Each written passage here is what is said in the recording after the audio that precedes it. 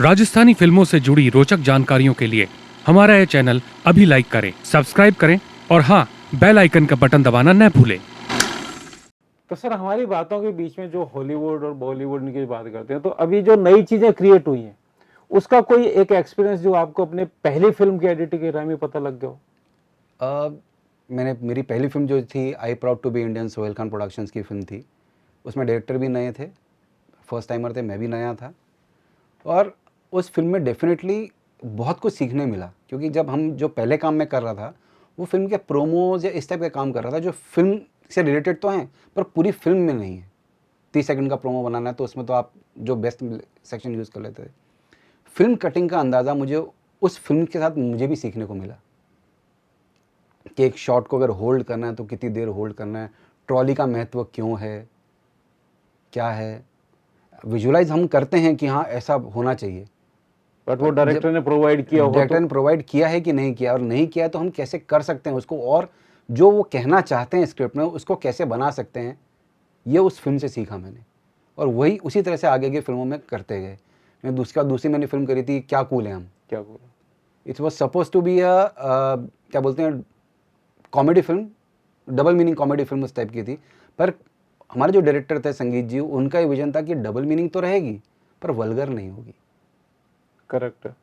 तो उस फिल्म को हमने जिस तरीके से एडिट किया, जो उसका हमने बैकग्राउंड स्कोर पे काम किया, मतलब हर चीज़ पे मैनेटली मैं उसके अंदर इन्वॉल्व था उनके साथ। राइट फ्रॉम स्क्रिप्टिंग में नहीं था, एडिटिंग से लेकर मैं फिल्म के एंड तक, बैकग्राउंड म्यूजिक रिकॉर्ड होने तक भी और मिक्सिंग तक भी मैं उनके साथ था उस फिल्म में।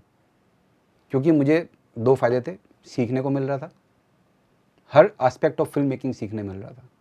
साउंड रिकॉर्डिंग कैसे कर रहे हो आप, इफ़ेक्ट्स कैसे ले कर रहे हैं, मिक्सिंग में क्या होता है, प्री मिक्सिंग क्यों करते हैं, डबिंग में क्या चीज़ों का ध्यान रखना होता है।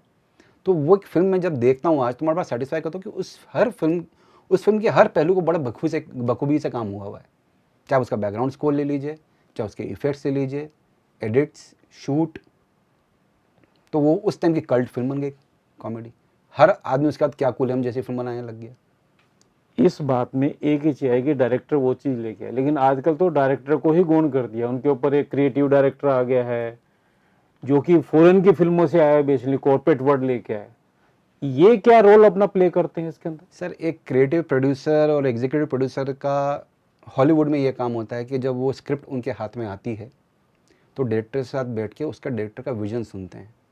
उसके हिसाब से वो ये डिसाइड करते हैं कि ये फिल्म में खर्चा कितना लगेगा और कहाँ कहाँ शूट होनी चाहिए। तो एक स्टिपुलेटेड बजट बना, जैसे सपोज कीजिए कि अभी एक कोई फिल्म है जिसके अंदर कोई डायरेक्टर ने बोला कि ऐसे ऐसे मैं शूट करना चाहता हूँ, ये मेरा विजन है। अब क्रिएटिव प्रोड्यूसर भी वो विजन दिमाग में लेकर चल रहा है और वो एग्जीक्यूटिव प्रोड्यूसर को बता रहा है कि ये इस तरीके से होगा। एग्जीक्यूटिव प्रोड्यूसर उसका ये बोलेगा कि ओके जी, इस फिल्म के अंदर 200 डब्बे या 200 कैन शूट नेगेटिव के लगेंगे शूट करने को। करेक्ट है।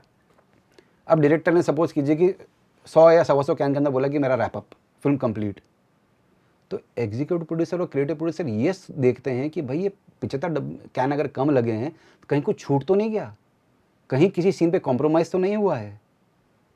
तो वो फिर रशेद देख के मेक श्योर करते कि वो चीज़ अगर नहीं है तो दोबारा शूट करके मिले। हमारे यहाँ क्रिएटिव प्रोड्यूसर एग्जीक्यूटिव मेरे ख्याल से मुझे लगता है सिर्फ नाम की वो है, बाकी तो कुछ नहीं। क्रिएटिव प्रोड्यूसर किस तरह काम में आता है, फिल्म का लुक कैसा होना चाहिए, आज ये अच्छा दिख रहा है सेट, हाँ ये कलरफुल लग रहा है, ओके। नहीं, जूनियर आर्टिस्ट मेरे को 150 चाहिए, 100 से काम नहीं चलेगा। या प्रोमो दिखना तो प्रोमो कैसा दिखना चाहिए, पोस्टर कैसा दिखना चाहिए, वो तो पब्लिसिटी डिज़ाइनर का काम है ना। वो क्रिएटिव प्रोड्यूसर क्या करेगा उसके अंदर। तो ये जो पोस्ट हम सो कॉल्ड हॉलीवुड से लेके आए हैं उसका यूज़ भी तो करना ज़रूरी है। खैर अब तो कैन्स की बात ही खत्म हो गई, अब तो हार्ड डिस्क पे शूट हो रहा है, कीप रोलिंग है। कीप रोलिंग है। इंडस्ट्री में रह के आपको कोई ऐसा एक्सपीरियंस जो मतलब आप भूल ही नहीं पाते कि अगर ये ऐसा होता तो हम ये कर लेते? एक फिल्म हम लोगों ने करी थी Apna Sapna money money, produce by Subhash जी।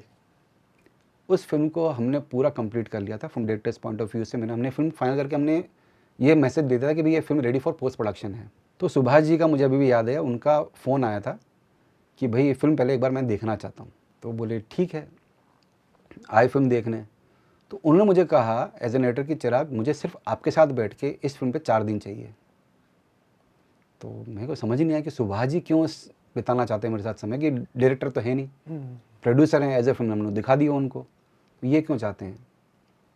तो जब मैं नेक्स्ट डे उनसे मिला सुबह सुबह 8 बजे एडिटिंग पे आते थे वो, मतलब हम 10 बजे काम शुरू करते वो 8 बजे आते थे सुबह, अर्ली मॉर्निंग काम शुरू करते थे। तो उन्होंने काफ़ी चीज़ें मुझे फिल्म के बारे में बताई। जैसे हम लोग ने जो सॉन्ग एडिट किए थे, तो सॉन्ग के बारे में बताया कि बेटा आपने सॉन्ग तो एडिट किया, अच्छा लग रहा है दिखने में, बुराई नहीं है, गलत नहीं है, पर मुझे लगता है कि सॉन्ग और ठहरा हुआ होना चाहिए। वर्डिंग फास्ट है, बीट फास्ट है, पर विजुअल ठहरे हुए होने चाहिए। क्यों? क्योंकि इसमें मेरी अगर हीरोइन ब्यूटीफुल दिख रही है तो उसकी ब्यूटी लोगों तक पहुँचे। आपने तो बीट के हिसाब से तो उसको, आपने कोरियोग्राफर ने अपनी बीट के हिसाब से उसको काट दिया, पर as an editor, as a viewer मुझे लगता है कि इसमें ठहराव चाहिए। तो हमने वो बात उनकी बहुत सही थी, जायज़ थी, और वो गाना सुपर हिट भी हुआ हमारा। ऐसे कई जगहों पर फिल्मों ने छोटे छोटे पॉइंटर जो उन्होंने मुझे बताए, वो मेरे लिए बहुत मतलब सीखने लायक काम था। तो ऐसे कई छोटी छोटी बातें उन्होंने सिखाई। वो खुद एक बहुत बड़े डायरेक्टर रहे हुए हैं। उन्होंने मुझे एक बात और भी कही थी कि चिराग, उनकी एक फ़िल्म जो उन्होंने बनाई थी बड़ी अच्छी थी, किसना, पर वो चली नहीं। तो मैंने उनसे पूछा कि सर वो उसका नहीं चलने का कारण क्या था? क्योंकि इसमें स्टार कास्ट अच्छी, डेफिनेटली आपका म्यूज़िक अच्छा, उसका सब कुछ अच्छा। तो बोले बेटा वो एडिटिंग में मार खा गई, वो आपके रहते हुए मार खा गई। बोले मेरा उस वक्त जो विज़न था, उस विज़न के हिसाब से सही एडिट थी, पर जब रिलीज़ होने के बाद मुझे लगा नहीं यार यहाँ चेंज कर सकता था मैं, पर वो तो हाथ से गाड़ी निकल चुकी थी जब तक। तो इसलिए मैं, जब तुमने कहा कि फिल्म पूरी हो गई है, मैंने कहा मुझे 4 दिन चाहिए, क्योंकि मैं वो फाइनल पॉइंट जो मैं उस फिल्म में मिस कर गया था, मैं तुम लोगों को मिस नहीं करने देना चाहता। करेक्ट। तो मेरे लिए वो एक लर्निंग एक्सपीरियंस था, एक फिल्म को हैंडल कैसे करते हैं। फिल्म निर्माण में कोई भी सर्वगुण संपन्न नहीं होता। जो टिप्स चिराग जैन ने हमें बताई है, निस्संदेह हमारे राजस्थान का टैलेंट उसे अपनाएगा और आने वाले समय में अच्छी फिल्में बनाएगा। अगर आपको हमारा यह वीडियो पसंद आया है तो इसे लाइक करें और सब्सक्राइब करें और बेल आइकन का बटन दबाना ना भूलें।